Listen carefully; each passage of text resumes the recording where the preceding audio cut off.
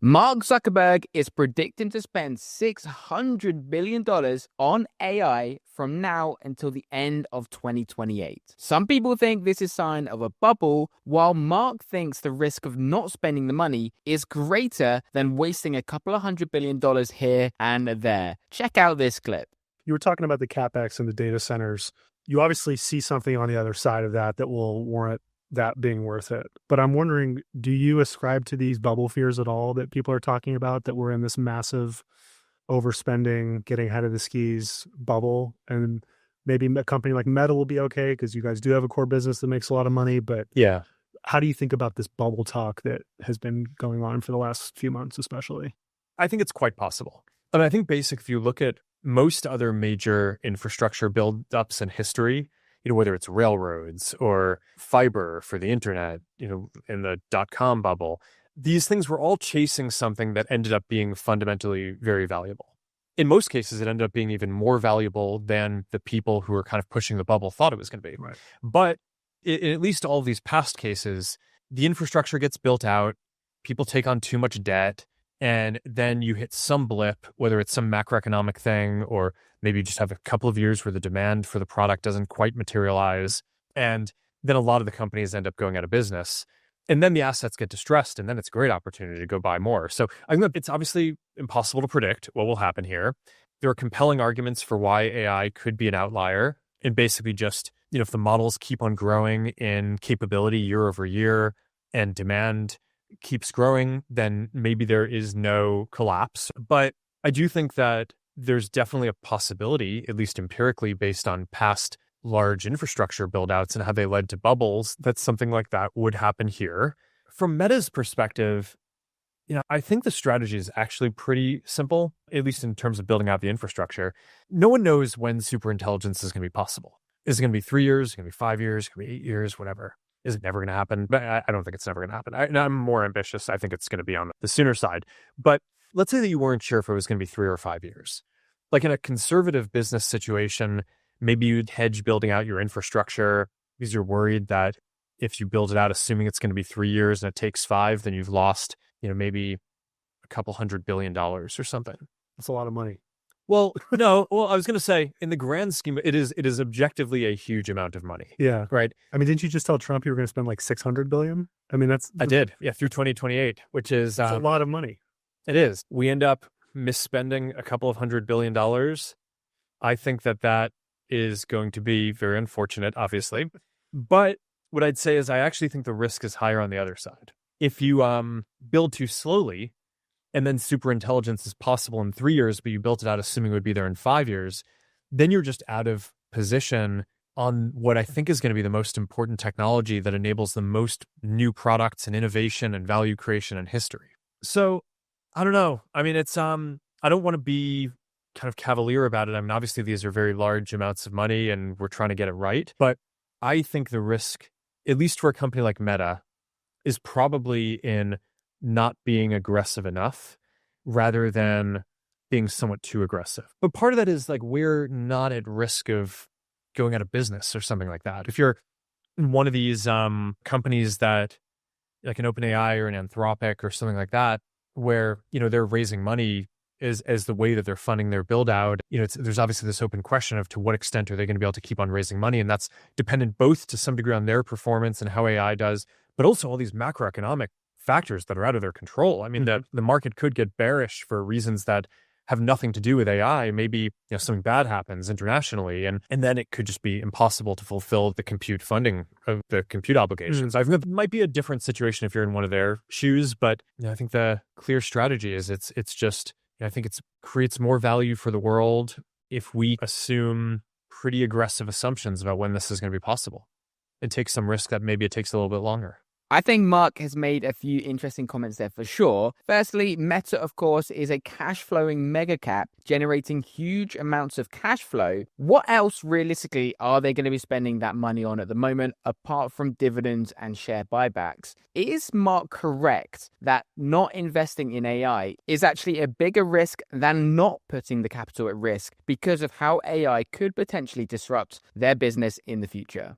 Well, Mark is definitely in a very interesting spot here. now that mergers and acquisitions, M&A, is back on the table and the wrath of Lina Khan is over, they could potentially use some of that money that they have to invest to acquire other companies and try and shore up their position, whether offensively or defensively a little bit. But how much can they buy? What can they get away with? That's still an open question. And really, would that be an effective way for him to use that capital? One of the things that's always been difficult about Mark's position and Facebook's position is that they've been at the mercy of companies like Google and Apple, who have that direct hardware and or software, in the case of Google and the Android operating system, interface with the consumer that then leaves Facebook, as just an application that's built on top of these mobile operating systems,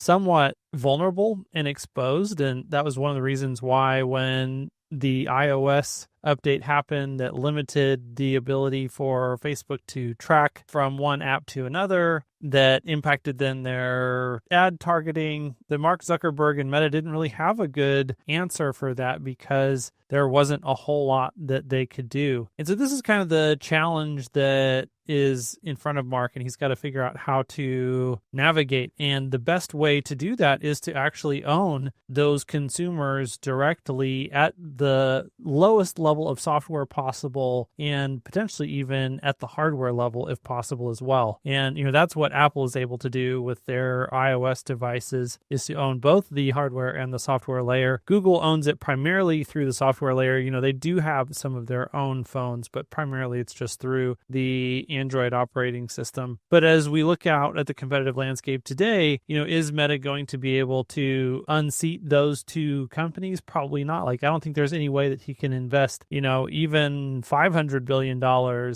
and take down the competitive moats that Apple and Google have in those with the hardware that we have today. But then if we look at, okay, there's a platform shift that's coming that's going to be driven by AI, it potentially could mean that we have new form factors of hardware. Well, that's why Meta is investing so aggressively in trying to define what does the software look like for that new computing paradigm, and what does the hardware potentially look like, which is why they are going so aggressively with the wearables and investing in the Meta Ray-Bans and those sorts of projects, is because they really want to not be at the mercy of these other companies. And if you really want wearables to actually be legitimate and usable, delightful computing devices, there's really only one way that it's possible to make that happen. That is through AI. And if that's the case, then you're going to have a lot of infrastructure and research and development that goes into that. You need to train exceptional AI models. You're going to need large training clusters in order to do that. And then once you have those, you're still also going to need a lot of inference. And if you want your devices to be things as small as glasses or watches that aren't going to be able to have a lot of computing on board, then you're going to have to infer those AI products and services from the cloud, or at least,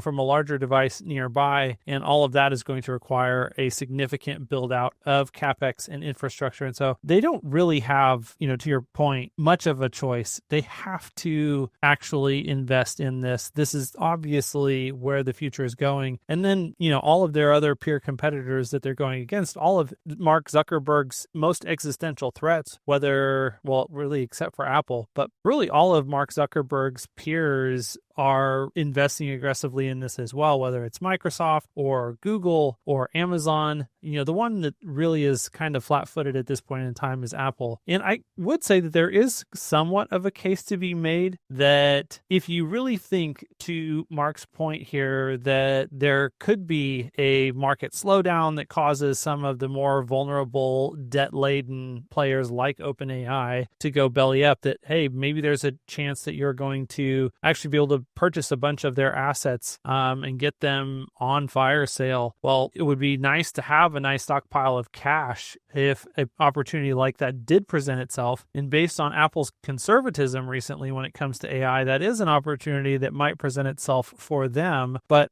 it would require something pretty drastic to happen within the AI space. And then when you factor in Jensen's recent investments into companies like CoreWeave or doing those deals directly with OpenAI, I think it makes the likelihood that you're going to get a distressed fire sale of that type of asset a lot lower. And since Jensen's balance sheet is going to be even stronger than Apple's, and he has a vested interest in making sure that his GPUs don't end up going on sale and causing people to question the value of the product that he's selling new, then I think it is not very likely that that opportunity is going to present itself. And so that's where Mark, I think, is making the right move. He's got to invest this money. He's got to invest it now. He needs to invest aggressively so that they have everything that they need as these products and services develop that they're going to want to provide to billions and billions of users. Because if you want to serve billions of users with AI enhanced content, even if you're not doing the development and the training of those models to begin with, which obviously Meta is going to do, but you will still need the inference capacity eventually. And so you might as well start buying it up now and making sure that you're in a position to put that to good use.